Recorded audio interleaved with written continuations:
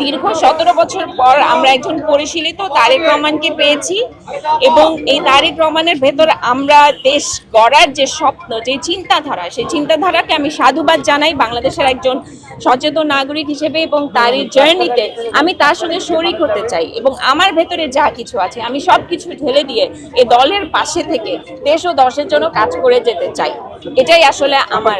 তাহলে কি আমি যদি একটা প্রশ্ন রাখি যে আপনার বাবা বিখ্যাত একজন সঙ্গীত শিল্পী ছিলেন এবং অসংখ্য গান লিখেছেন, গান গেয়েছেন, আপনি যদি নির্বাচিত হতে পারেন বা আপনি যদি মনোনয়ন পান, সেক্ষেত্রে আসলে আপনি কি মনে করছেন যে এই সঙ্গীতটাকে আরো বিস্তৃত করতে পারবেন কি? অনেক কিছু, অবশ্যই অনেক কিছু করার আছে এই সঙ্গীতের জন্য, সংস্কৃতির জন্য। আমি শুরুতেই তো বললাম যে ট্রিটমেন্টের প্রয়োজন আছে, এখানে অনেক কিছু আছে। যেমন আমি যদি বলি, একটা সময় গিয়ে আমরা দেখি কি যে বাংলাদেশের যারা কিংবদন্তি রয়েছেন, সঙ্গীতে যাদের অবদান আছে বা চলচ্চিত্রে যাদের অবদান আছে, আমাদেরটা তো এটা 1000 বছরের সংস্কৃতি, তাই না?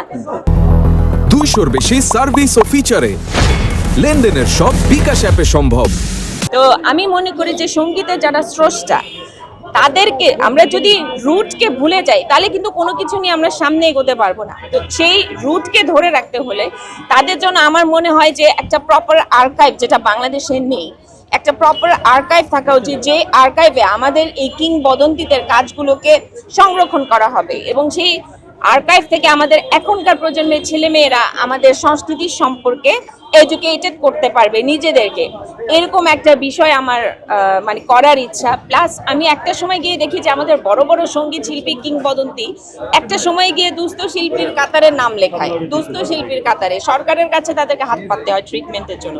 তা আমরা যদি তাদের জন্য এমন কিছু ব্যবস্থা করতে পারি যেন পরবর্তীতে তাদের কারো কাছে হাত পাততে না হয়, নিজেই নিজের কাজের মাধ্যমে যেন স্বাবলম্বী হতে পারে। যেমন রয়্যালটির বিষয়টা এখানে আসে। যেমন আমি মনে করি যে পার্শ্ববর্তী দেশেও আমরা দেখেছি যে আজকে লতা মঙ্গেশকর নেই, আজকে কিশোর কুমার নেই, কিন্তু ঘরে বসে তাদের বাসায় কিন্তু লক্ষ লক্ষ টাকা আসছে। কিভাবে?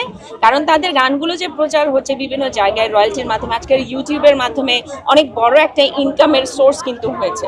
তো আমাদের দেশে এই ধরনের কমিটি আছে, কিন্তু সেই কমিটির কোনো কার্যকারিতা নেই। আমরা যদি সেই রয়্যালটিগুলোকে নিশ্চিত করতে পারি তাহলে কিন্তু দুস্থ শিল্পীর কাতারে কাউকে নাম লেখাতে হবে না। কারণ আমি তো মনে করি সঙ্গীত শিল্পীদের অনেক অবদান থাকে দেশ গড়ার ক্ষেত্রে, তো তাদের প্রতি সরকারের নজর দেওয়া উচিত এবং আমি সেই বিষয়গুলোতে ফোকাস করতে চাই। এটা আমার মনে হচ্ছে যে আপনাকে যদি মনোনয়ন দেয় সেক্ষেত্রে দলে প্লাস হবে মাইনাস হবে? অবশ্যই 100% প্লাস হবে, 1000% প্লাস হবে। তবে আমি অবশ্যই দলের কাছে সেই সুযোগটা চাইবো, আমাকে যেন সেই সুযোগটা দেওয়া হয়। কারণ আমার যে মেধা, আমি তো আন্তর্জাতিক সম্পর্ক বিভাগে অনার্স মাস্টার্স করেছি ঢাকা ইউনিভার্সিটি থেকে, আমার ভেতরে তো সেই শিক্ষার আলোটা আছে। প্লাস সাংস্কৃতিক পরিমণ্ডলে বড় হয়েছে, আমার বাবাকে প্রপার সংস্কৃতি চর্চা করতে দেখেছি, সেই জিনিসগুলো আমার ভেতরে আছে।